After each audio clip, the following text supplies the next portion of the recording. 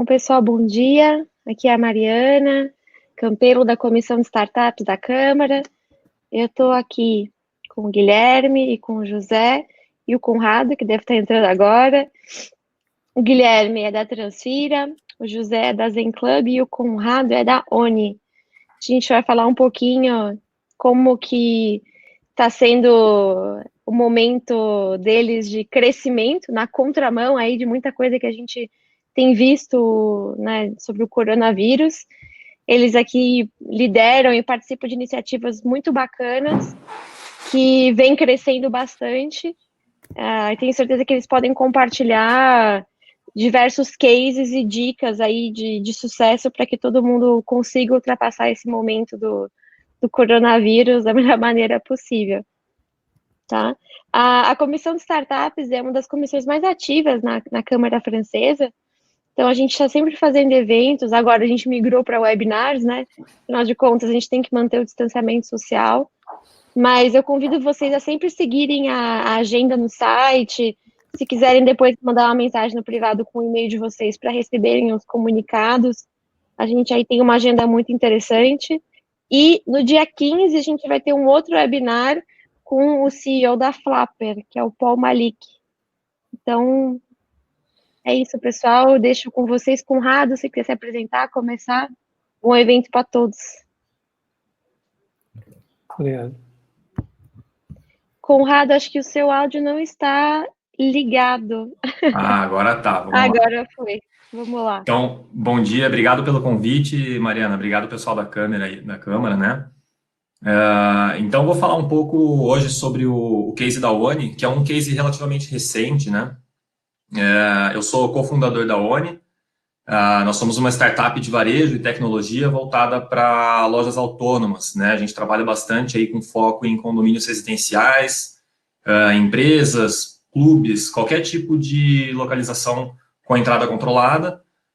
A gente pode disponibilizar lojas de todos os tipos, a gente está muito focado no varejo alimentar agora, mas nossa plataforma permite aí que qualquer tipo de loja seja automatizada, né, através da compra em autosserviço, né.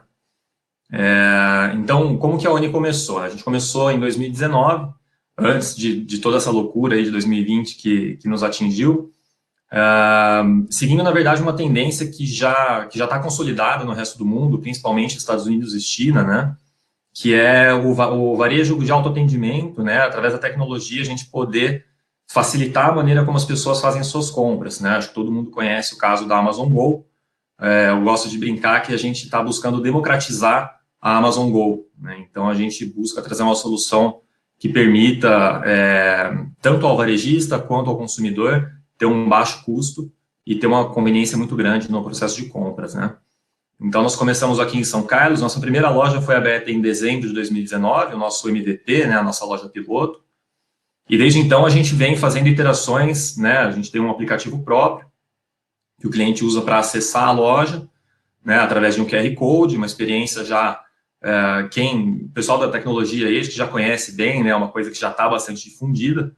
A nossa grande novidade é trazer isso para dentro dos condomínios e trabalhar também através de lojistas parceiros, né? Então, a gente já funciona no modelo de licenciamento, parecido com uma franquia. Então, o nosso projeto ele foi validado já em dezembro, é uma loja que deu certo já desde o começo. A gente teve uma aceitação muito grande, porque, como eu disse, o varejo brasileiro ele já tem experimentado aí uma necessidade do público mesmo, já buscar experiências mais práticas, né, para fazer as suas compras do dia a dia. Ninguém gosta de ter que ficar 15, 20 minutos dentro do supermercado, às vezes até mais, para comprar um ou outro item, né. Então, a gente vem aproveitando essa tendência aí, e já deu certo logo desde o começo. E eu até costumo dizer que, para nós, a situação aí do coronavírus, né, e que começou mais acentuadamente aí desde março aqui no Brasil, na verdade, ela não criou nenhuma tendência nova em se falando de varejo. Ela foi, sim, um catalisador daquilo que já vinha acontecendo, né? Então, desde 2010, quando as pessoas, né, depois da última crise lá, que começou em 2008, né, a última crise mundial, aqui no Brasil, os grandes formatos de atacarejo vinham crescendo muito, onde as pessoas, para fazer as suas compras do mês, elas passaram a ir menos vezes no mercado para fazer compras maiores e gastar menos, né? O racional era esse. Mas aquela compra de reposição do dia a dia, ela vinha sendo feita mais em farmácias e lojinhas de bairro, né? Então, essa era a tendência cada vez maior. E agora, durante essa crise do Covid, a gente viu essa tendência se confirmar ainda mais, né? Então, qual a primeira tendência, qual que é? As pessoas quererem ir menos no supermercado e fazer uma compra maior. E aí, se faltar alguma coisa no meio do dia, ela não quer ter que ir até uma grande loja, ficar lá com um monte de gente, né? Se expor mais ao risco. Então, aí que entra o que eu digo que foi um catalisador para nós, né? A gente viu a demanda das nossas lojas triplicar em menos de 2 semanas. E o nosso grande desafio, na verdade, foi conseguir atender toda essa demanda, né? Eu acho que o grande desafio, principalmente do varejo hoje, é entender, através das diferentes categorias, né, de higiene, as categorias alimentícias, né, as categorias, enfim, de mercearia, de produtos para casa. O varejo teve que se desdobrar para, em 2 semanas, né, 2 semanas, atender uma mudança muito grande que afetou, na verdade, toda a cadeia de suprimentos do varejo, né, desde da indústria, desde o pessoal dos insumos que fornece para as indústrias, até atender aquilo que os clientes estavam pedindo. Então, na verdade, o nosso desafio da ONI, especificamente, teve muito a ver com entender essas demandas dos consumidores, né, e refazer todo o nosso planejamento, na verdade, não por uma falta de demanda, né, ou por precisar pivotar o nosso modelo de negócio, que eu imagino que seja o caso de muitas startups, principalmente hoje aquelas que têm menos de 1 ano de idade, como é o nosso caso, né? Mas foi sim poder entender como que a gente poderia nos adequar a esse novo cenário e, na verdade, pegar tudo aquilo que a gente tinha planejado para 1, 2 anos e trazer para uma janela de 1 trimestre, que é o que a gente tem feito, para poder atender toda essa demanda de novas lojas e também de maior atendimento de clientes, né? Então, o que a gente está fazendo agora é correr para melhorar a infraestrutura de TI, né, a parte de servidores, etc., justamente para poder navegar o novo normal, né, essa nova demanda dos consumidores. E, Conrado, né, pessoal, se vocês tiverem dúvidas, quiserem mandar no chat, fiquem à vontade. É só clicar aqui na própria interface do webinar. Mário, posso falar com o Conrado? Aproveita. Claro! Aproveita. Conrado, primeiro prazer te conhecer, conversar contigo. Tudo bom? Tudo bem. Eu queria entender um pouquinho, você falou que vocês acabaram puxando, então, coisas que você já tinha planejado no roadmap e vocês adiantaram isso. Você provavelmente vai ter que investir mais agora, então, nesses produtos. Você já tinha esse dinheiro em caixa? Você buscou por investimento? Como que você fez esse movimento para poder adiantar a tua roadmap? Então, José, na verdade, todo mundo diz que, além de planejamento, você precisa sempre de uma pitada de sorte para fazer negócio, né? E a nossa grande sorte foi que a gente acabou de passar por uma rodada de investimento anjo na ONI. Então, a gente está, até outubro aí, a gente vai estar recebendo alguns aportes que vão nos ajudar imensamente, né? Porque, no caso do varejo, principalmente, um aumento de demanda muito forte significa uma necessidade de capital de giro também, né? Uma mudança de necessidade de capital de giro instantânea. E calhou que a gente estava num momento justamente de dar o próximo passo e o dinheiro já ia tá entrando. Então, assim, eu tenho muita sorte mesmo de a gente estar onde a gente está hoje, na situação onde a gente se viu, né? Então, além da gente estar preparado já para dar esse próximo passo, a gente deu um pouco de sorte que o dinheiro já estava chegando. Mas isso não significa que não tenha nenhum problema relacionado a isso, porque o que a gente precisou fazer é mudar todo esse planejamento que a gente tinha. Então, uma série de investimentos que iam ser feitos para algumas coisas, como funcionários, algumas coisas desse tipo, algumas contratações a gente está tendo que postergar para poder alocar esse dinheiro em compras, por exemplo, né? Poder adiantar o andamento de alguns projetos com alguns fornecedores. Então, a gente hoje tem loja abrindo desde Curitiba até São João da Boa Vista, São Carlos, Ribeirão Preto, né? Então, uma série de cidades que a gente estava planejando atender daqui a algumas semanas, a gente teve que adiantar tudo isso, né? Então, a gente, na verdade, vai ter que remontar o nosso planejamento, entender qual vai ser o nosso burn rate pelos próximos 36 meses, que é o prazo que a gente tinha planejado, e trazer tudo isso para uma janela aí de no máximo 12 meses. Mas, respondendo a sua pergunta, na verdade, eu costumo brincar que tem dois tipos de problema de se ter, né? Tem o problema bom e o problema ruim. Esse é um problema que a gente teve, mas no final das contas é um problema bom, né? A gente é um problema por uma demanda mais alta, né? Então, mais uma questão de remanejar esses recursos que já estavam entrando. E Conrado, complementando, como que tem sido lidar com fornecedores, um aumento exponencial aí de demanda de clientes, implementação de novos projetos, os fornecedores estão dando conta, vocês estão conseguindo já atender o Brasil inteiro, né? Porque pelo que você falou, assim, vocês estão antecipando muita coisa, mas imagino que tenham estabelecido também novas guidelines ou SLAs, como que vocês vão fazer o atendimento de vocês. Com certeza, Mariana. Da parte, pensando para trás na nossa cadeia de valor, né, pensando em fornecedores, da parte dos fornecedores, dos produtos em si, né, do dia a dia ali, para abastecimento das lojas, pouca coisa mudou. Houve um estresse muito forte na cadeia de suprimentos ali nas 2 últimas semanas de março, né, onde houve falta de produtos, enfim, mas é uma coisa que é relativamente normal se falando de varejo, né? Acontece bastante e acontece até quando há picos de demanda que são previsíveis, como feriados, né, Dia das Mães, que o varejo vende muito, Natal, são situações normais do varejo, a indústria, né, então o índice de ruptura hoje no varejo brasileiro, eu vi hoje uma matéria na SA Varejo, que chegou a quase 13%, então é um índice bastante alto, né, a gente acaba perdendo muito dinheiro por não ter o produto para vender, mas é relativamente comum no varejo que isso aconteça, né?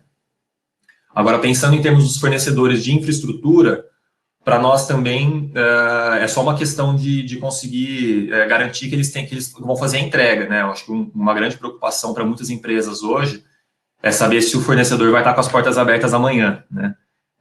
Porque, infelizmente, tem muito fornecedor aí com dificuldade e no nosso caso, a gente precisou garantir que eles iam se manter em atividade para a gente conseguir manter o nosso planejamento de abertura de lojas. A gente teve 2 lojas que tiveram a abertura atrasada, né? Uma loja que a gente vai abrir semana que vem aqui em São Carlos, por conta da paralisação, mas de modo geral, a gente sentou com eles para entender como que estava a situação de cada um. Não precisamos renegociar muita coisa, só precisamos renegociar ali mais a questão de prazo também, tá? E com relação, pensando para frente na nossa cadeia de valor, a gente está conseguindo navegar com certa tranquilidade, assim. A gente já tinha uma infraestrutura de TI que já estava preparada para ser escalada, né, nos próximos meses, então foi só uma questão de alinhar ali com o pessoal que desenvolve o nosso aplicativo, que é feito por nós mesmos, né, para garantir que a gente vai acelerar aí, enfim, subir né, o ambiente das lojas, fazer a integração de sistema que já estava no nosso pipeline aí, com o nosso sistema de gestão de back-office, né, e conversar com os nossos parceiros em cada cidade, porque a ONI, como eu disse, trabalha num modelo parecido com o de uma franquia.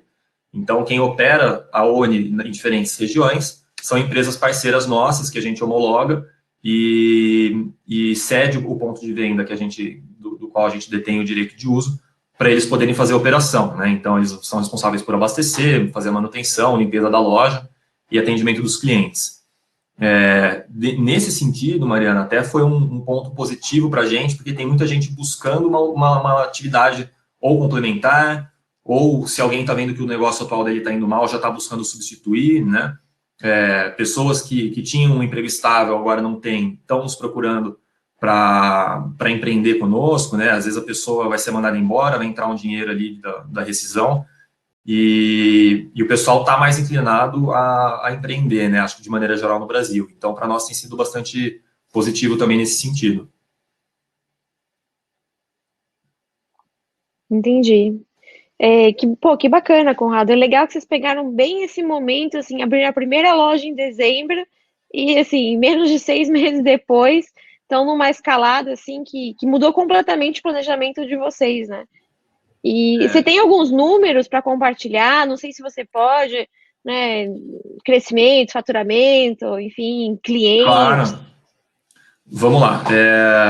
Na nossa primeira semana de operação da ONI, na nossa loja piloto, A loja piloto foi feita num condomínio daqui de São Carlos, que é a cidade onde a gente está baseado, né, São Carlos, interior de São Paulo. E na primeira semana nós tivemos um condomínio de 240 casas, nós tivemos 200 downloads do aplicativo.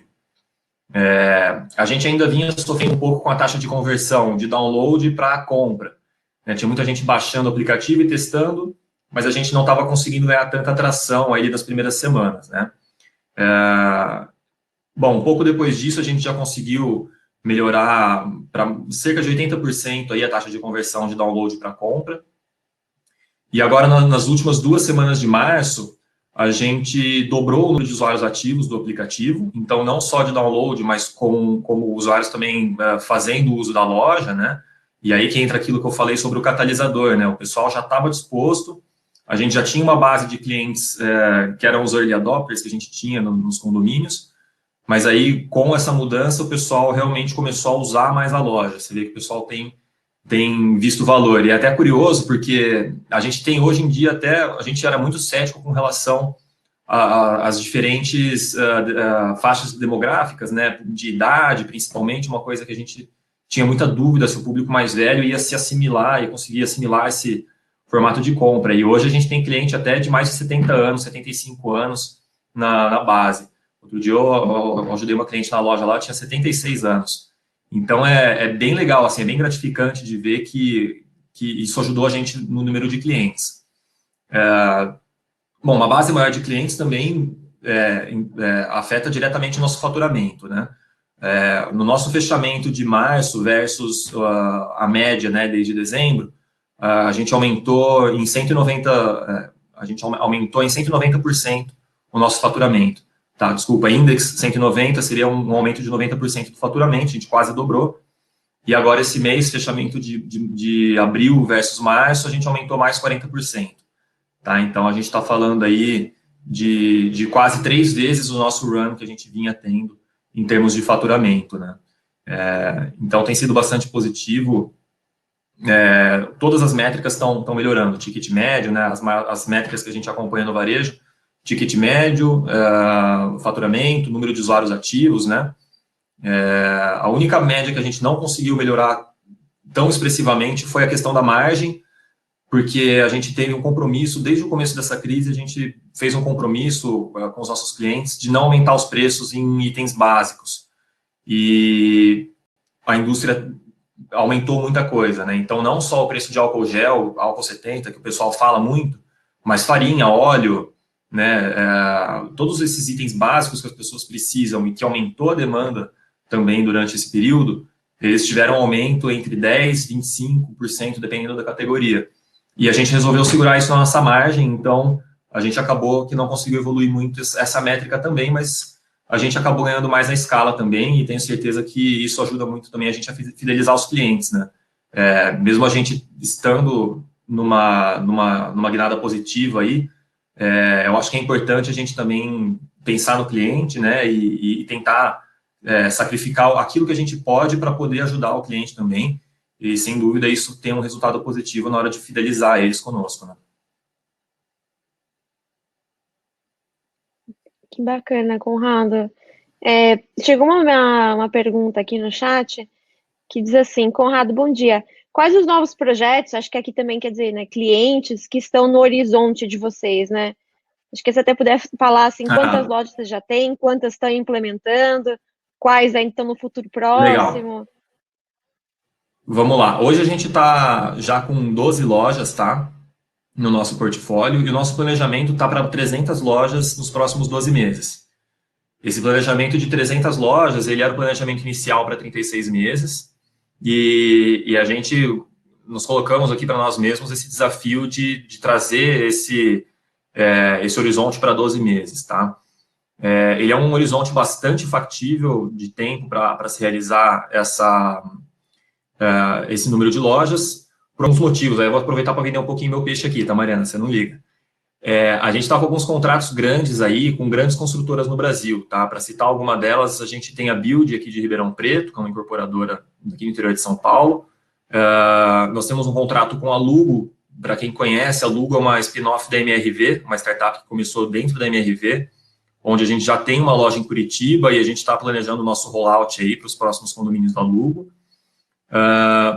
Por consequência também, a gente já está vendo de instalar nosso primeiro ponto de venda na sede da MRV em Belo Horizonte, o que é bem bacana, e também isso vai se espelhar num rollout futuro também para os condomínios da MRV, que hoje é a maior construtora do país, né? Além desses contratos, a gente já tem também o planejamento, a gente está já em vias de execução da primeira loja com a urbanizadora Alphaville, então todos os condomínios Alphaville também, a ideia é que a gente possa colocar as nossas lojas. Então, respondendo a pergunta, a ideia é trazer 300 lojas em 36 meses, em 12 meses, né? E o fato da gente trabalhar com esses lojistas licenciados também nos permite ter uma agilidade né, para escalar um pouco maior, porque a gente tem bastante gente para nos ajudar aí, e são pessoas sempre muito competentes que estão trabalhando com a gente, que conseguem garantir aí a gente executar bastante rápido as nossas lojas. Pô, que show! Basicamente 36 meses em 12 meses. Muito legal o case de vocês mesmo. Não sei se o pessoal tem mais alguma pergunta para você, ou se você quer compartilhar mais algum ponto, Conrado. Tenho certeza que os outros rapazes estão ansiosos para contar o case deles também. Se tiver mais alguma pergunta, pessoal, se vocês quiserem colocar no chat, a gente faz uma rodada final de perguntas aí para todos. Tá bom? Conrado, você quer fazer mais alguma colocação, falar um pouquinho mais, ou... Acho que é isso, Mariana. Em resumo, assim, eu não sei se eu consigo nem compartilhar tantos aprendizados de como superar a crise, porque, na verdade, a gente está num setor aí que não foi tão afetado negativamente, né? Mas, com certeza, eu acho que o nosso desafio agora é olhar para frente e entender se esse boom vai se sustentar para o nosso modelo de negócio, né? Uhum. Depois que as pessoas estiverem um pouco mais tranquilas com relação a sair na rua e etc., é o que a gente já está se planejando para olhar lá para frente, para esse pós-pandemia. Mas eu estou muito otimista que sim, né? O Brasil é um país que está só engatinhando em termos de tecnologia para varejo, né? Se você comparar com China, onde você tem a Alibaba, e 98% hoje do tráfego de internet deles está no mobile, né? E os Estados Unidos, que tem uma gigante como a Amazon, e tem só 40% do tráfego em mobile. Quando a gente fala de Brasil, né, que hoje a gente não chega em metade disso, acredito, em percentual de tráfego mobile versus desktop, eu tenho certeza que o mercado é gigantesco e essa é uma tendência que chegou para ficar. Que show, Conrado. Obrigada. A gente vai acompanhando os passos de vocês e espero que, com certeza, né, pós-pandemia, com o novo normal, né, a gente veja uma consolidação ainda maior desse setor e a inovação de vocês. Com certeza. Obrigada. Gui, vamos conversar? Vamos, bora. Conrado, quantas pessoas vocês têm no time hoje? Hoje aqui nós somos 4 cofundadores, né? 5 cofundadores, na verdade. E nosso time já está considerando os licenciados também. A gente está com mais de 20 pessoas trabalhando. Ah, bacana, cara, legal. Muito legal. Legal. Mari, depois só passa o contato do outro aqui para a gente trocar algumas ideias também. Claro, pode deixar. Tá, bacana. Eu vou compartilhar com vocês, então, uma apresentaçãozinha rápida, deve ter uns 3, 4 minutos para deixar bem claro o que a Transfira faz e como que a gente está trabalhando na crise hoje. Vamos ver se tudo dá certo aqui, né? Vamos lá, compartilhar. Tá legal, Mari, estão conseguindo ver a apresentação?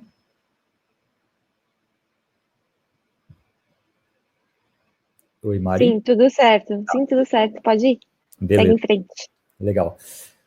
Bom, primeiro explicando um pouquinho do mercado, por que a Transfira existe hoje, né? A gente, há 3 anos atrás, e fazem exatamente 3 anos, né? Ontem a gente fez aniversário de 3 anos da Transfira, a gente entendeu que as tarifas bancárias eram muito altas, né? Principalmente para você fazer uma transferência TED, uma pessoa física fazendo uma transferência TED de valor pequeno. Então, você queria transferir R$20, R$30 e você pagava R$7, R$8 para fazer essa transferência. Por que isso acontece? Porque hoje 82% das movimentações financeiras, elas estão dentro dos 5 maiores bancos comerciais, né? Então, eles decidem quanto cobrar, como cobrar, e isso é muito ruim para o mercado, né? Então, a gente entendeu que esse era um problema e a gente começou trabalhando com esse foco em pessoas físicas. Logo nos primeiros testes, a gente viu que existia um problema maior para empresas, né? Então, realizar transferências bancárias ou pagamentos em geral para as empresas era um problema muito maior e muito mais recorrente, né? E como que essas empresas resolviam esse problema de tarifas bancárias? Elas abriam contas em vários bancos, né? E faziam transferências dentro de cada banco. Por exemplo, fazia de Itaú para Itaú, de Santander para Santander, então você consegue fugir das tarifas de transferência bancária, né?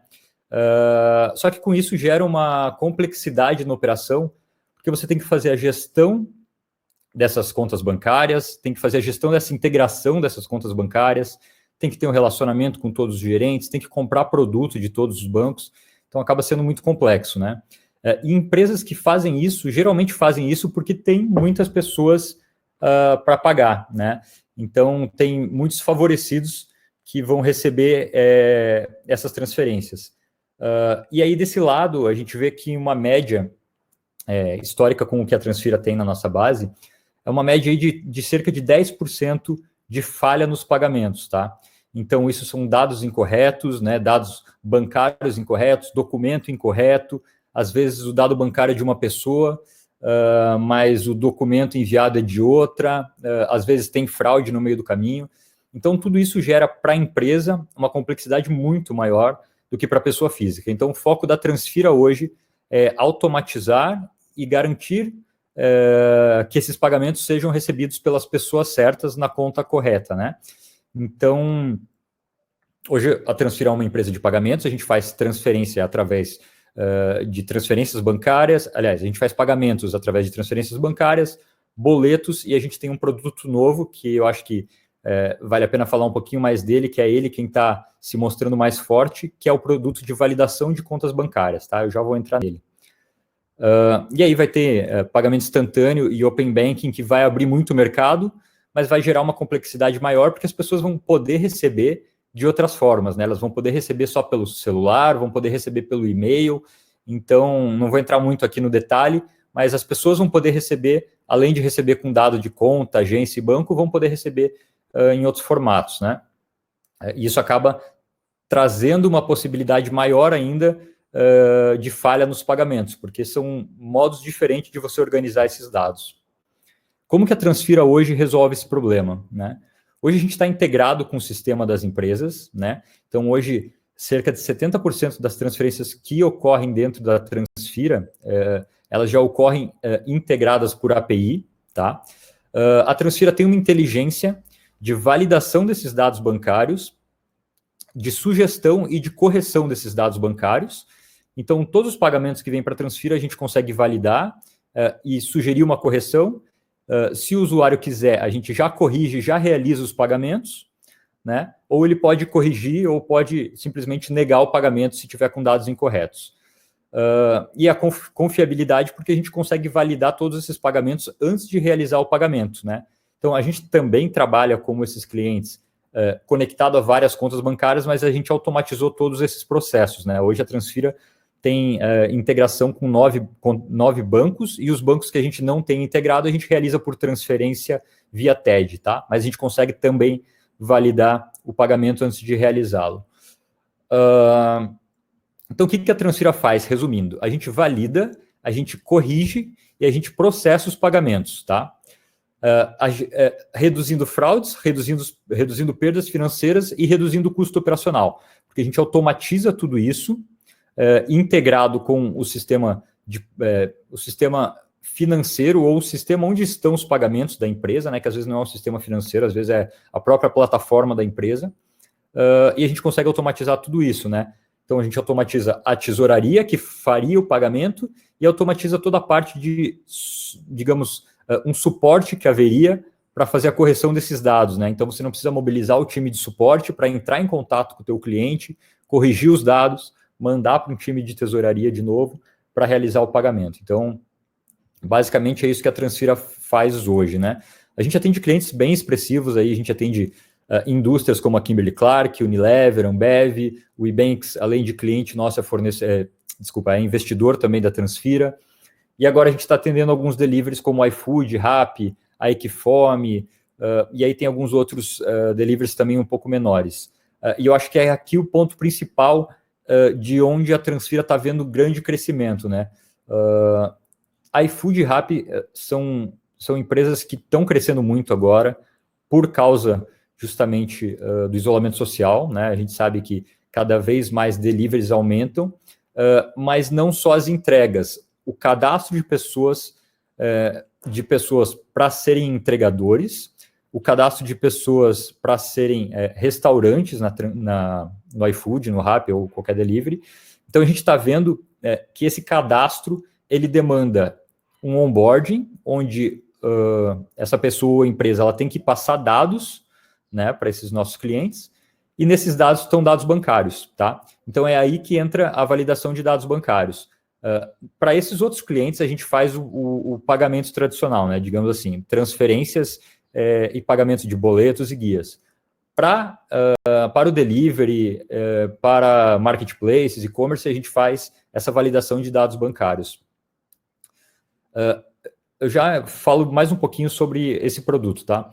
A gente entrega tudo isso via produto, né, bastante simples de usar, e via API de integração. Então, todos esses produtos podem ser integrados direto com o sistema do nosso cliente. A Transfira já movimentou mais de 1,5 bilhões de reais nesses 3 anos de empresa, e a gente já fez mais de 1,4 milhões de pagamentos.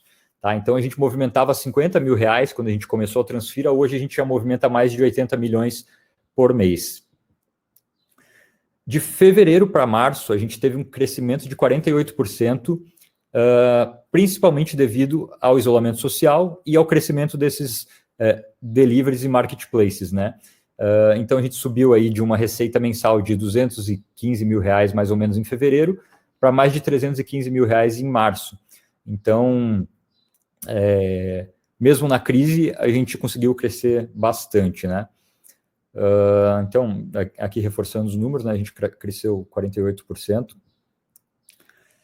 E a gente tem uma visão de futuro muito clara, que é ser um marketplace banking, onde a gente integra várias operações financeiras, mas como o próprio Conrado falou, a gente reavaliou esse planejamento, a gente entendeu quais são os principais produtos que tem que ser feito agora, né, e quais podem ser repriorizados.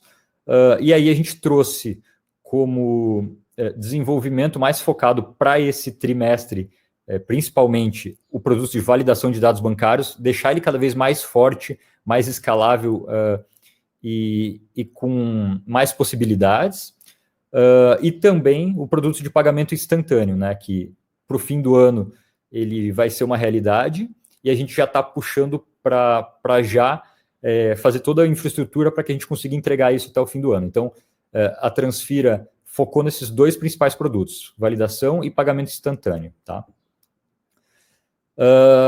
O que foi bacana agora nesses meses de crise? A gente bateu o recorde de pagamentos num único dia, então a gente fez mais de 29 mil pagamentos, enquanto a média estava sendo de 5 mil pagamentos por dia. Isso mostrou que a gente está pronto para uma escala muito maior de pagamentos, quando precisa, né? E tudo isso a gente conseguiu fazer home office. A gente fez um shift de uma sexta-feira para uma segunda, sem ter que movimentar muita coisa no fim de semana. A gente só movimentou a estrutura de cadeiras, de monitor para alguns funcionários que precisavam, mas toda a nossa infraestrutura, como já era cloud, já rodava tudo em servidores da Amazon, a gente não teve que mexer muito, né? A gente tem toda uma segurança dentro da Transfira que possibilita que a gente trabalhe home office, mas com a garantia de que ninguém vai invadir nossos sistemas, que só quem realmente tem permissão pode conectar aos nossos sistemas, né? Então, isso foi bem bacana de ver que a gente conseguiu fazer esse shift de um dia para o outro. A gente está trabalhando com 17 pessoas, mas a gente, aqui está desatualizado, né? Aqui esse slide foi feito quando a gente tinha 3 semanas de home office, a gente já está fechando 2 meses, então a gente entrou em home office um pouquinho antes dos governos incentivarem o home office, né? Ainda não foi o lockdown obrigatório, mas a gente já puxou isso há 2 meses atrás, então foi no dia 18, se não me engano, de fevereiro, março, abril, peraí, dia 28, se não me engano, fazem 2 meses, eu não sei nem mais que dia que é hoje, tá? Hoje é dia 6, então acho que foi cerca do dia 28 lá de fevereiro que a gente entrou em home office. E é isso, né? E nessa crise aí a gente continua crescendo muito e movimentando bastante. Um dos problemas que a gente teve foi o fundraising. A gente estava buscando investimento, essa busca de investimento de 3 milhões, ela deu uma desacelerada muito forte, porque os investidores eles estão defendendo o portfólio deles, né? Estão guardando o dinheiro que eles tinham em caixa para poder ajudar as empresas que já estão no portfólio, mas a gente continua avançando com alguns investidores nessa busca pelos 3 milhões. A Transfira vai continuar investindo em marca, porque a gente precisa cada vez mais confiança, e isso é legal. Nesse ponto, na crise, a gente investiu bastante em assessoria de imprensa, acho que foi uma dos aprendizados legais. Então, na semana passada, a gente apareceu em 2 notícias no Valor Econômico e na Pequenas Empresas Grandes Negócios, sendo capa do site da Pequenas Empresas Grandes Negócios.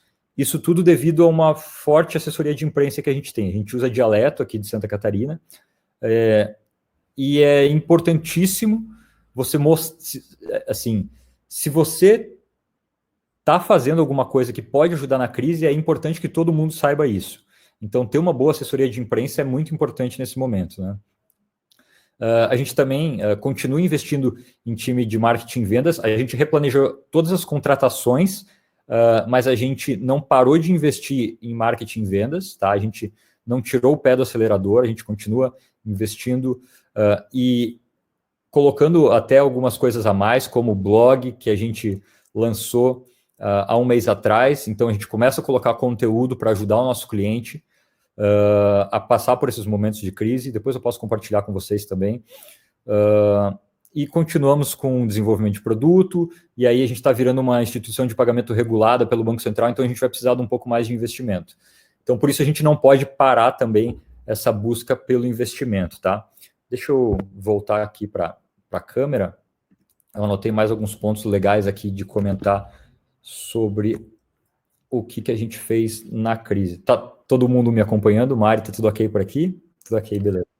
Sim, tudo ok. Eu tenho algumas perguntas, tem umas no chat. Eu vou deixar nossos convidados perguntarem primeiro, se eles... Beleza, só vou falar mais uns dúvida. pontinhos aqui que eu anotei, só para complementar. Beleza, então, produto de validação, que é um produto que se mostrou muito forte agora, a gente está investindo mais nele. A gente não quer dizer que a gente parou de investir no produto de pagamento, mas a gente cuida mais de possíveis bugs, de possíveis melhorias, do que criar novas funcionalidades para o produto de pagamento agora, que ele já é um produto que já resolve muitos problemas para os nossos clientes, né, e focamos mais no produto de validação, que tem uma oportunidade ainda maior. Assessoria de imprensa, né, eu já falei ali, que é muito importante. Se você está fazendo alguma coisa realmente que pode ajudar a sociedade ou que tem uma possibilidade de negócio grande nesse momento, invista em assessoria de imprensa, que vale a pena. Replanejamento de contratações, redução de custos.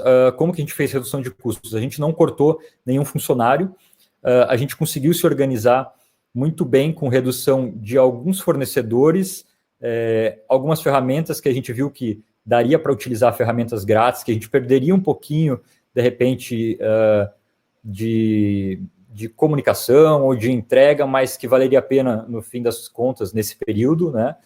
E algumas ferramentas que a gente pagava em dólar, a gente conseguiu migrar para ferramentas brasileiras, não só para ajudar o Brasil, mas para ajudar a empresa que realmente, com dólar a quase R$6 aí, faz muita diferença quando a gente paga a ferramenta em reais. Home office, então, em um dia, A gente estava olhando, estudando já com algumas incubadoras, principalmente em Portugal, sobre internacionalização. A gente pausou toda a estratégia de internacionalização para focar em, principalmente nesse próximo trimestre, garantir a saúde e a segurança da empresa aqui no Brasil. Provavelmente esse ano a gente não vai voltar a falar de internacionalização, então a gente vai esperar tudo se acalmar, o mercado se estabilizar para voltar a trabalhar com internacionalização. E a gente, mesmo agora, nesse momento, a gente está com cerca de 50 deals no nosso funil de vendas, com um valor projetado de R$90 mil aí no funil de vendas. Então, a gente hoje tem aí cerca de 315, 320 mil reais de receita recorrente mensal, a gente tem mais 90 no nosso funil de vendas. Então, fortalecer cada vez mais esse nosso processo de vendas, que é um processo hoje outbound, né? Então, a gente tem vendas inside sales, são vendedores que fazem uma pré-qualificação e aí qualificam, entram em contato com aqueles clientes que fazem mais sentido. E, além disso, começando também agora um inbound, né? Gerando conteúdo e tentando trazer cada vez mais clientes. Falei bastante coisa aqui, mas posso entrar em detalhe de qualquer especificidade aí que vocês queiram. José, Conrado, pergunta para o Guilherme ou posso passar aqui para as do chat? Legal.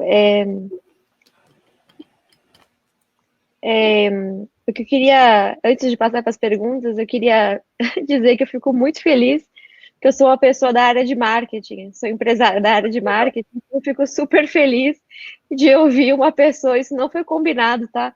De falar tão bem de assessoria de imprensa, de marketing digital, então, assim, lágrimas caíram aqui, falar da importância de branding, sensacional, muito bacana o case de vocês. Legal. E eu queria aproveitar para perguntar, na verdade eu tenho duas perguntas, né? Como que é o modelo da monetização de vocês, se é por transação, se é por FII, por cliente, etc. E se hoje, mesmo aí na busca por investimento, se a empresa hoje já se sustenta? Tá, bacana. A Transfira hoje cobra por pagamento realizado com sucesso, então por isso que aquele índice de falha é bem importante para a gente, né? Os clientes entram em média com 10% de falhas, a Transfira ajuda a baixar para 2%.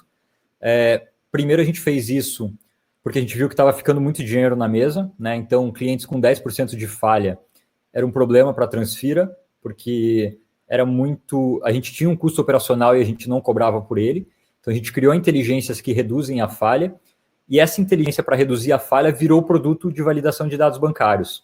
Então, do lado de pagamentos, a gente cobra por transferência realizada com sucesso, é uma métrica bem importante para a gente, e na validação a gente cobra por validação realizada. Lógico que para clientes maiores, a gente faz um contrato recorrente, né? Então, por exemplo, o cliente ele tem 10 mil pagamentos para fazer. A gente faz um contrato de 5, 6 mil pagamentos por mês, então a gente consegue uma recorrência e consegue reduzir a taxa para aquele cliente, justamente porque a gente tem essa garantia de recorrência, né? Sobre se sustentar, a Transfira desde outubro do ano passado, a gente já é uma empresa lucrativa, então o investimento vem muito mais para fazer a Transfira crescer agora e para virar uma instituição de pagamento autorizada pelo Banco Central, que vai nos dar muito mais... A gente já começou o cadastro, né? A gente já está em comunicação com... A gente já fez o pedido, a gente já está em comunicação com o Banco Central para poder virar uma instituição autorizada. Isso significa que a gente vai poder entregar o que bancos... vários produtos que bancos entregam, a gente vai poder entregar diretamente. A gente não vai depender de toda essa estrutura que a gente tem por trás bancária. Então, a gente vai conseguir aumentar as nossas margens, a gente vai conseguir entregar muito mais qualidade, a gente não vai depender de tanto terceiro, né? E eu acho que, nesse momento, a gente vê aí que, por exemplo, a Caixa Econômica não está dando conta de nada, assim. Então, acaba refletindo no nosso serviço também. Como a gente depende de fazer pagamentos na Caixa, tem dias que é impossível, assim, ou que a gente tem muito mais trabalho. Quando a gente virar uma integrante do sistema de pagamento, a gente não vai ter isso. Mas a gente já é uma empresa lucrativa, assim. Hoje a gente já está com mais tranquilidade para poder trabalhar. Mesmo na crise, a gente teve bons resultados aí e conseguimos guardar um caixa. Que maravilha. Que legal. Obrigada pelas respostas. Vou passar para o chat. A gente tem uma pergunta do Tiago, que pede para falar um pouquinho mais sobre o produto de pagamento instantâneo, público-alvo, escala, e qual estratégia vocês estão pensando em utilizar para ganhar mercado. Tá, bacana. A gente está se preparando para pagamento instantâneo, né? Então, virar uma instituição de pagamento autorizada é o primeiro passo para a gente ser um participante direto e a gente poder entregar essa infraestrutura, né? A Transfira hoje ela já entrega serviços para empresas que têm em sua operação principal uma necessidade de pagamentos muito grandes, né? Então a gente fala aí de aplicativos de delivery, de marketplace, fintechs, subadquirentes. A gente tem várias subadquirentes, né, que são aquelas empresas de maquininha. A gente tem cerca de 16, 17 subadquirentes que a gente atende. Então, todos esses caras, eles, quando houver a possibilidade de fazer pagamento instantâneo, com certeza eles vão fazer essa virada. Se a Transfira não estiver preparada para isso, a gente já vai possivelmente perder alguns clientes para o pagamento instantâneo. Então, a gente quer ajudar esses clientes a fazer essa transição do pagamento tradicional para o pagamento instantâneo. Isso é uma das estratégias da Transfira, começar a trazer clientes agora para poder se preparar para essa transição para um pagamento instantâneo, né? Então, receber hoje num formato de pagamento e quando receber de outro formato, a gente conseguir conciliar essas informações e continuar no fluxo de pagamentos dos clientes sem grandes problemas. E cada vez mais focar nisso, né? Focar em entregar infraestrutura de pagamento para empresas que têm essa necessidade de grandes pagamentos. A gente não está olhando para pessoa física, nem para micro e MEI, tá? Então, realmente, o nosso foco é onde tem grande escala e a gente pode entregar infraestrutura. Acho que essa é a principal estratégia de mercado aí, principalmente para o final desse ano, né? Quando a gente tiver já podendo fazer testes com pagamento instantâneo com o nosso cliente. Maravilha. A gente tem uma pergunta da Jéssica também, que diz o seguinte: bom dia, considerando a LGPD, que entrará em vigor no ano que vem, vocês já começaram com o modelo de negócio Privacy by Design ou estão se preparando para estar em conformidade com a nova legislação? Excelente pergunta, Jéssica. Eu estou curiosa de saber. Isso é muito importante. Quando a gente começou a Transfira, lógico, a gente não tinha o foco em segurança. Quando a gente criou o primeiro MVP, para vocês terem uma ideia, a gente utilizava contas de pessoa física minha e do meu sócio para poder transacionar de um lado para o outro. Lógico que no início era mais para testar modelo. Hoje a Transfira ela utiliza todos os serviços de cloud da Amazon, de segurança da Amazon. A gente tem sim um consultor que ele trabalha hoje para a Conta Azul, ele é especialista em LGPD, então tudo que a gente faz hoje é focado em segurança. Então, todo novo desenvolvimento, ele é criado já pensando em segurança, desde desenvolvimento para o cliente, quanto desenvolvimentos internos. Então, a gente tem um painel que a gente criou há cerca de um trimestre, para saber o quanto a gente estava longe das principais métricas que a LGPD solicita, né? Na verdade, até a gente está focando eu não lembro qual que é o número da CIS, mas tem uma CIS lá bem focada em segurança internacional. Deixa eu ver que eu acho que eu tenho aqui na mão, só para um minutinho, aqui, ó. A gente está olhando para o Center for Internet Security, que são um standard, né? São padrões de cybersecurity. A gente tinha... em março, a gente tinha 33% desses padrões, a gente já estava adequado a 33% desses padrões de segurança, a gente já está em 93%, tá? Então, junto com essa consultoria para LGPD, a gente está seguindo todas essas recomendações de CIS, não só porque a gente quer focar e quer mostrar para o nosso cliente que a gente trabalha focado em segurança, mas porque a gente tem que mostrar também para o Banco Central que a gente tem a possibilidade de ser uma instituição de pagamento autorizada. Então, tudo que a gente pode fazer focado em segurança, a gente está fazendo. Então, todo o nosso design é focado em segurança. Maravilha, Gui.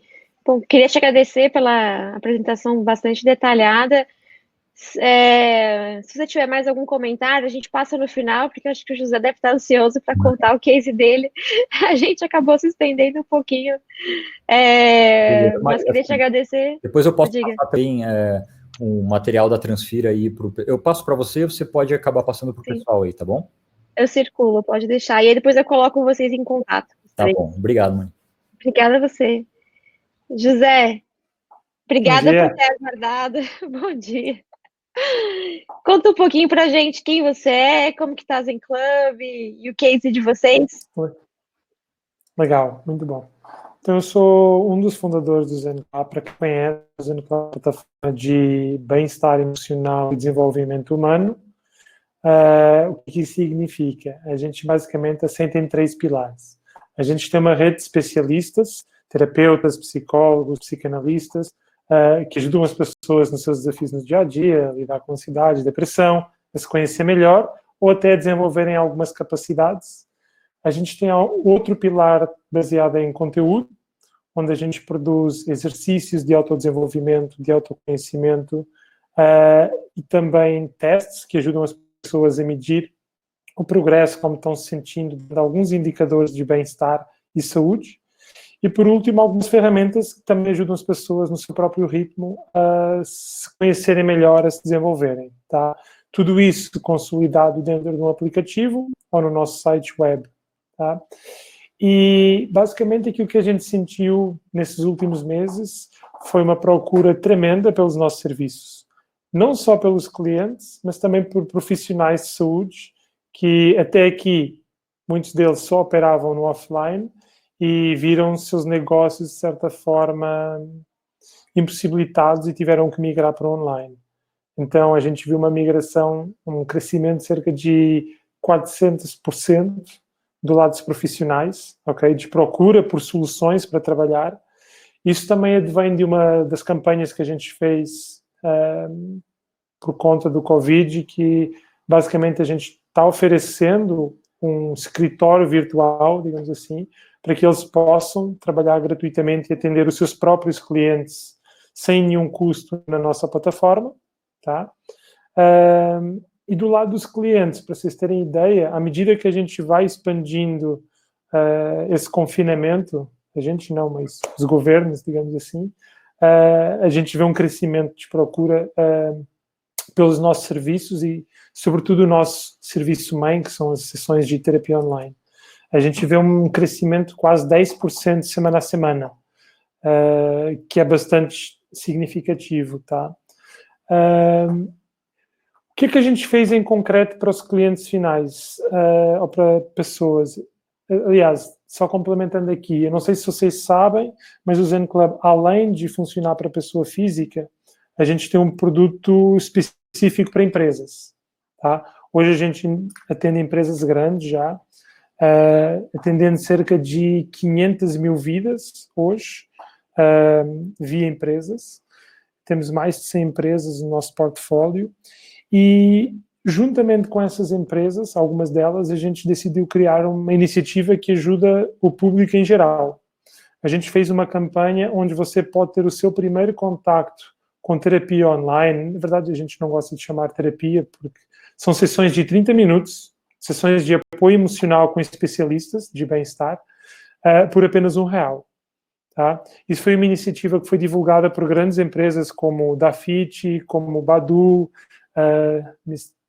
Logi, Use, Endeavor, enfim, estou aqui apenas listando algumas, tive que ir aqui o site, que já não lembro de todas elas. Algumas nossas clientes outras que simplesmente queriam se associar a essa iniciativa e passar para os seus clientes, para os seus funcionários poderem usar e terem esse primeiro contato.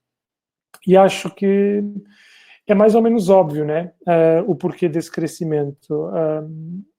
É um novo paradigma social. As pessoas não sabem como lidar com essa incerteza, com os desafios de estar confinado em casa, até com os próprios familiares. Antes, talvez você se queixava que passava pouco tempo com eles, hoje você está questionando se realmente quer passar tanto tempo com eles, sobretudo quem tem filhos e não tem que lidar com os filhos, lidar com o trabalho no dia a dia.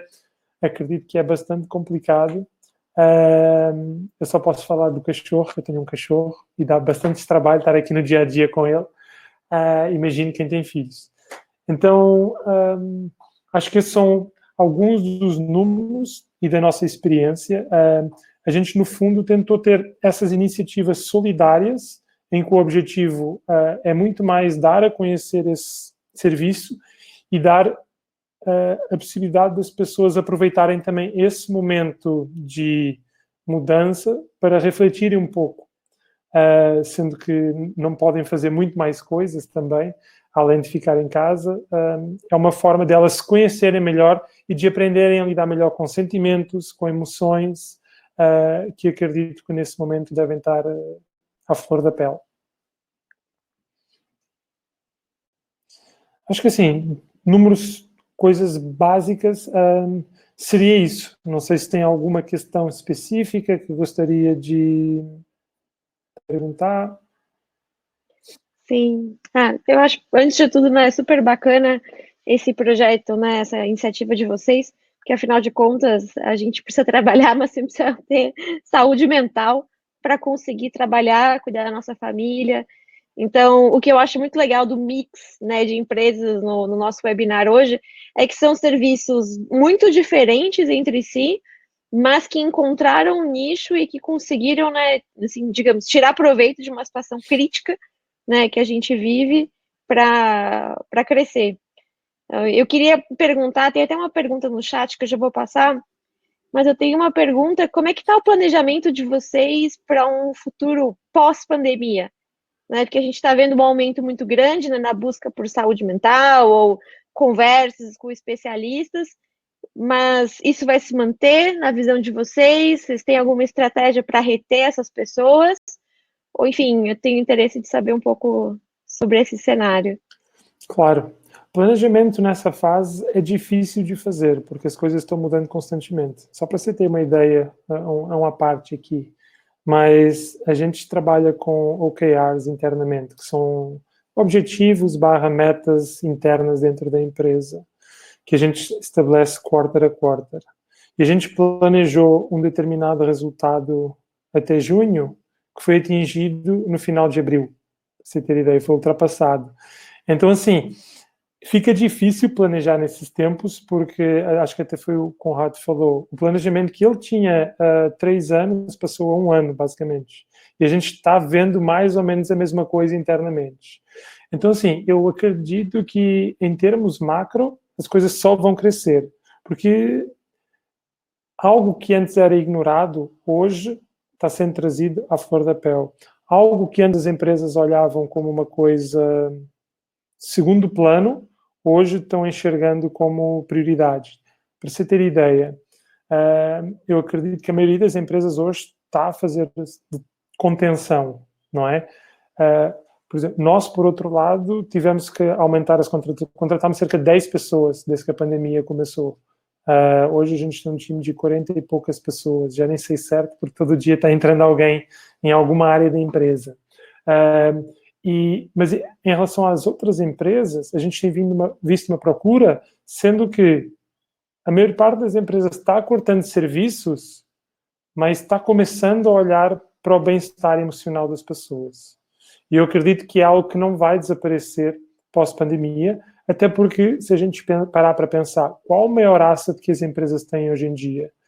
E até vi no slide, se eu não me engano, do Guilherme, quando ele apresentou o time lá embaixo, um agradecimento especial para o time, porque graças a eles que eles conseguiram crescer do jeito que têm crescido.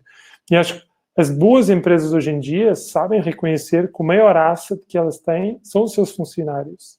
E se não investirem neles e no bem-estar deles, fica muito difícil. Então, assim, eu diria que após pandemia, a procura por esse tipo de serviços vai continuar crescendo. A gente só está criando o awareness.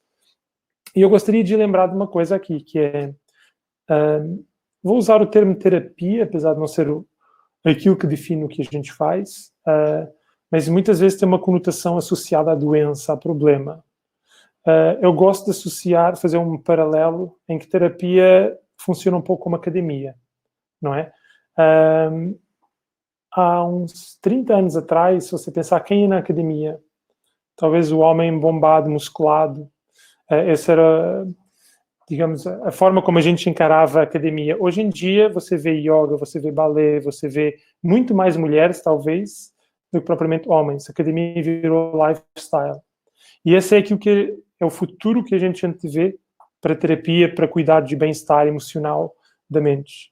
É uma atividade de lifestyle, você cuidar dos seus sentimentos, das suas emoções. Nunca ninguém te ensinou como lidar com um relacionamento que não corre bem. Nunca ninguém te ensinou a lidar com um chefe que talvez não tenha skill de gestão. Ou muitas vezes o próprio chefe não aprendeu a liderar pessoas. Não existem matérias específicas que ensinem isso. Então, hoje, o Zen Club se posiciona como um hub onde a gente oferece diversas soluções, não só através de profissionais, mas também de conteúdos. E é aí que eu também vejo um crescimento, onde o Zen Club está investindo muito nesse trimestre. É a produção a gente chama de jornadas. Na verdade, são micromomentos da sua vida que qualquer pessoa consegue se identificar e pode ter ali um despertar para descobrir novas formas de lidar com aquele comportamento, com aquela situação que ela antes não tinha conhecimento. Então, é um pouco por aí que a gente vê o crescimento da nossa empresa e dessa área. Um mix e acho que até é uma das coisas que a gente faz muito bem, conteúdo, que é algo que você pode fazer em self-service, e ferramentas com acompanhamento de profissionais, porque a gente não pode esquecer que no final somos pessoas, precisamos do contacto humano, e às vezes a gente precisa de outras pessoas que conhecem ou que nos ajudam a navegar sobre os nossos próprios problemas e situações que a gente não tem visibilidade. E acho que é isso que vai continuar acontecendo daqui para frente. Muito legal, José. Eu espero que isso certamente continue. Afinal de contas, né, uma boa saúde mental faz bem para todo mundo. Verdade. Não seja no trabalho, seja na vida pessoal. A gente tem algumas perguntas. Tem uma para você, José, que eu vou juntar, na verdade, duas, vou juntar em uma só, né? Que é uma do William, perguntando como que é o trabalho do Zen Club nas empresas, e juntando com uma outra, se vocês têm material de apoio digital, vídeos, artigos. Eu vi que o Gui já mandou da Transfira, Conrado, se quiser mandar também, se vocês tiverem. E se vocês têm novos projetos no radar, José. Legal. E aí, no final, eu vou fechar com uma pergunta aqui para todos. Muito interessante também. Show. Então, para empresas, basicamente, a gente oferece 3 produtos. Tá? O nosso primeiro produto é terapia online, que é o básico. Na verdade, terapia e coaching, porque muitas empresas têm essa necessidade específica. Depois temos a componente de conteúdo, como eu falei, e ferramentas, onde basicamente as pessoas conseguem medir o seu progresso, desenvolver skills específicos. Então, a gente tem conteúdo só para lideranças, tem conteúdo de empoderamento feminino, conteúdo de lidar com ansiedade, depressão, e você consegue também entender, com algumas ferramentas que a gente tem, o Mood Tracker, o que é que deixa você triste, ansioso, deprimido, e te dá algumas ferramentas para você atacar esses problemas que você está identificando, digamos assim.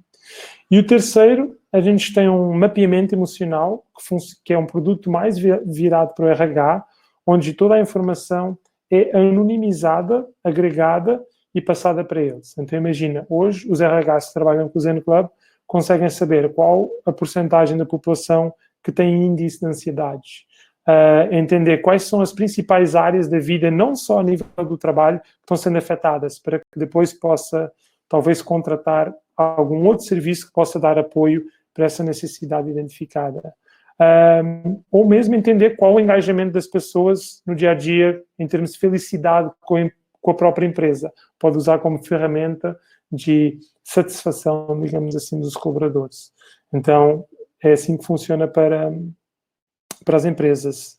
Não sei se eu respondi a tudo. Tinha mais uma pergunta que era papel, startup. Não, essa pergunta tá. eu vou fazer agora, porque eu queria que todo mundo respondesse. Legal. Mas acho que você respondeu certinho, sim, o trabalho de vocês nas empresas e os tipos de conteúdo que vocês têm, né, para dar um suporte para as pessoas que usam os serviços de vocês. Só para tangibilizar um pouco essa questão do conteúdo, na verdade a gente tenta mapear as principais áreas da vida de uma pessoa em geral.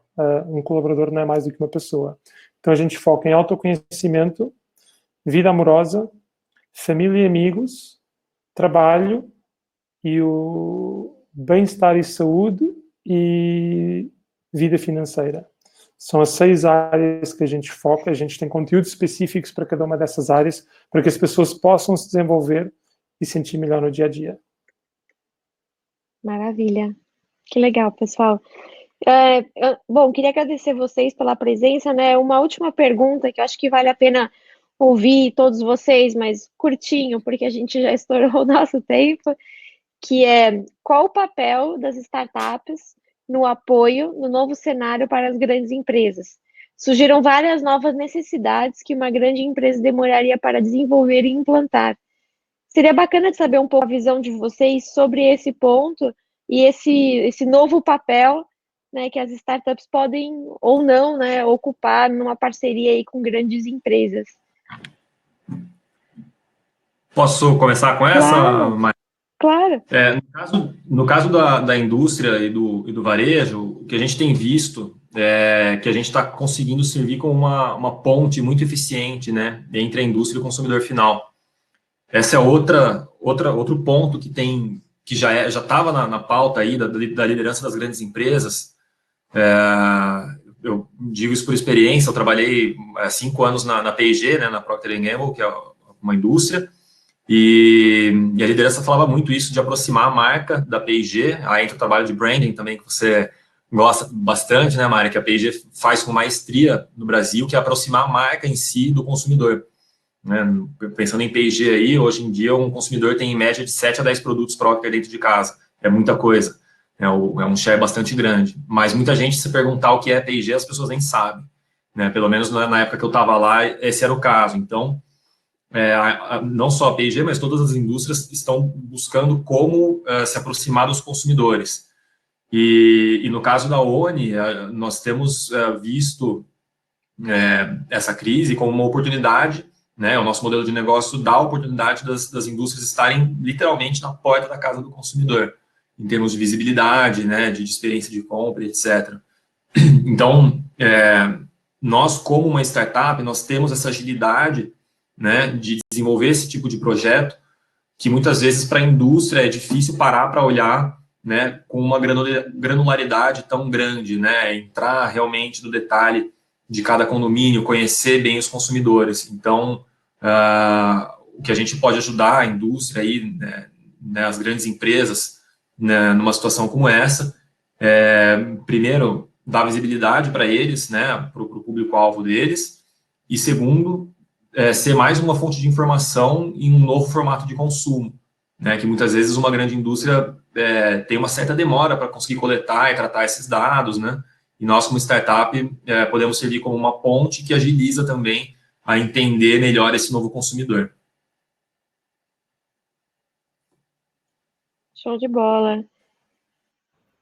Guilherme, você quer falar um pouquinho como que você enxerga esse novo papel? E aí depois a gente passa para o José e a gente conclui? Beleza, posso falar rapidinho aqui. Bom, primeiro eu acho que é muito importante você saber qual é o tipo de grande empresa que você atende bem e qual o setor responsável pela conexão, né, entre a tua empresa e aquela grande empresa, porque toda comunicação com grande empresa é muito demorada para você conseguir colocar um produto lá dentro, né? Até para você testar, validar qualquer coisa. Então, você precisa saber muito bem quem você quer chegar e como você vai chegar nessa pessoa certa, né, da empresa. Eu acho que, e além disso, você tem que estar pronto para quando aquela empresa falar, beleza, quero testar. Você tem que ter todas as ferramentas na mão, você tem que ter todos os contratos que aquela empresa vai pedir, você tem que ter tudo, toda a parte burocrática pronta e resolvida para poder atender rápido aquela empresa, né? Hoje a Transfira consegue ajudar muito bem na parte de redução de custos, né? Então a gente reduz custos financeiros, na parte de pagamentos a gente consegue reduzir muito o custo operacional também, né? Automatizando todo esse processo e infelizmente, a gente consegue ajudar muito bem a redução de fraudes, né? Eu digo infelizmente por quê? Porque nesse momento a gente vê muita fraude. O tempo todo a gente recebendo SMS, WhatsApp, falando que você tem que fazer um recadastro na tua conta do Itaú, que você tem que fazer não sei o que na conta do Banco do Brasil. O pessoal que está precisando receber esses 600 pila agora também está recebendo muita mensagem. Então, assim, a Transfira acaba ajudando também nesse processo de validação, então a gente reduz fraude. Mas acho que os pontos principais que eu falaria é isso: saber quem é a empresa que você atende bem, por que você atende bem, quem é a pessoa dentro daquela empresa que atende bem ou área, e estar preparado para quando ele falar, beleza, vamos testar, para você estar pronto para começar. Eu acho que esses são os pontos principais, assim. Maravilha. Legal. José, vamos lá. Vou tentar ser ágil. Mas, na verdade, era mesmo essa palavra que eu queria falar. Acho que já falaram aqui também, acho que o Conrado falou. Acho que a gente consegue, startups conseguem trazer a agilidade que as empresas precisam para se aproximar dos seus clientes e garantir a sua fidelização. Eu vou dar até 2 exemplos específicos que aconteceram com a gente nessa pandemia, onde 2 empresas, na verdade são startups grandes, no caso Nubank e Gympass, vieram ter com a gente nesse período e falaram assim, no caso do Nubank, eu não quero gastar muito dinheiro com marketing, eu quero criar impacto nos meus clientes, vou comprar sessões de vocês e vou oferecer para os meus clientes. Ou seja, eles nunca conseguiriam trazer bem-estar, digamos assim, até porque são um banco e é fora do core business deles. Então, olhar para startups como oportunidades de surpreender seus clientes, de se aproximar de seus clientes, entender o momento em que a gente está e trazer o serviço que talvez eles mais precisam nesse momento, foi fundamental. E o outro foi Gympass, que do nada vê que ninguém pode ir mais na academia, como é que eles podem oferecer um serviço que continua a cuidar do bem-estar, porque, na verdade, o que eles querem é que as pessoas sejam mais saudáveis, que outras formas eles puderam achar de continuar, que os seus clientes pudessem praticar hábitos saudáveis. Contrataram o Zen Club e ofereceram também para os seus clientes corporativos terapia online, acesso aos nossos conteúdos e tudo mais. Então, eu acho que essa agilidade que as startups conseguem oferecer, e quando existe às vezes uma complementaridade ao negócio, ao core business dessas empresas, acho que pode ser um match perfeito. Poxa, pessoal, muito obrigada. Assim, achei que o conteúdo de vocês casou super bem entre si, 3 cases, assim, super interessantes. Vou circular os contatos de vocês, né, para os participantes e entre vocês, para que vocês possam identificar também novas oportunidades, né, novos aprendizados. E eu só tenho a agradecer a vocês por terem se disponibilizado aí para participar desse webinar da Comissão de Startups. E eu espero muito em breve reencontrá-los presencialmente no evento, e não só pelo webinar. E estendo também o convite, semana que vem a gente tem mais um. Se vocês quiserem participar, só me mandem uma mensagem ou se cadastrem pelo site da Câmara. Bom, pessoal, muito obrigada a todos, obrigada aos participantes. Obrigado, tchau, tchau. Obrigado, Mariana. Obrigado pelo convite, obrigado a todo mundo aí. Obrigada, pessoal. Tchau.